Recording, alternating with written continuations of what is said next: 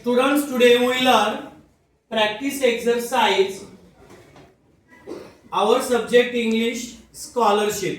आता यामध्ये आपण शिकूया की यामध्ये येणारे फुल स्टॉप, कॉमा, अपॉस्ट्रॉफी आणि क्वेश्चन मार्क. यामध्ये पहिला प्रश्न आलेला आहे. All the words in the picture are related to which punctuation mark? आता punctuation mark म्हणजे काय?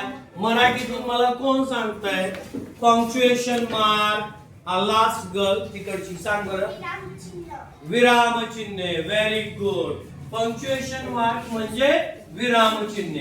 आता इथे दिलेले हे सगळे जे वर्ड्स आहेत ते कुठल्या विराम चिन्हासाठी वापरतात?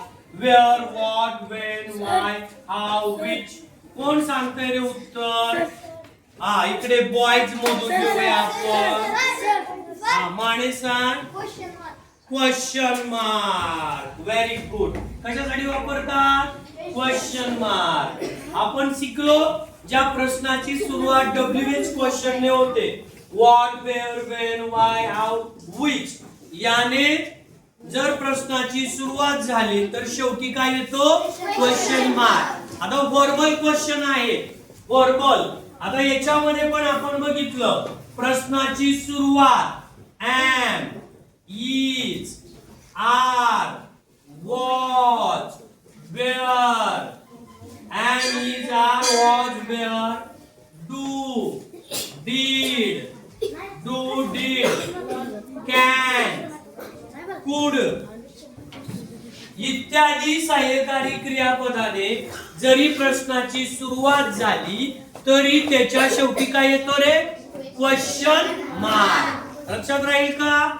याने am, is, are, was, where, do, did, can, could याने जरी वर्बल क्वेश्चन म्हणायचे याला सहाय्यकारी क्रियापद, याने जरी प्रश्नाची सुरुवात झाली तरी सुद्धा शेवटी आपण क्वेश्चन मार्क देतो. परीक्षेत आल्यावर लक्षात राहील सर्वांच्या? Okay, very good. Next question बघूया आपण. दुसऱ्यामध्ये वाचायचा मनातली मनात. तुम्ही सर्वांनी मनातली मनात. हा तू वाच मोठ्याने प्रश्न वाच. Identify the missing punctuation mark for the sentence. Very good. Identify the missing punctuation mark for the sentence. आता त्याच्यामध्ये हे सेंटेन्स वाचा. कोण वाचतंय? एक जण सेंटेन्स. तू वाच. Are you ready? Are you ready? आता यामध्ये आर यू रेडी यामध्ये आलेले पंक्च्युएशन मार्क तुम्हाला शोधायचे आहेत. कोणकोणते आहेत ते punctuation mark? Are you ready. कुठलं विराम चिन्ह येतंय बरं यामध्ये? कोणतं येतंय? Very good. कुठलं आलं? Question mark. नेक्स्ट क्वेश्चन कोण रीड करतंय? कोण वाचतंय? तू वाच. Choose the correct alternative. Very good. Choose the correct alternative. Alternative म्हणजे पर्याय, योग्य पर्याय निवडा. आता या सेंटेन्स कोण रीड करतंय? सेंटेन्स वाचायला तू वाच. He gave gift to Rani and Rosa. Very good.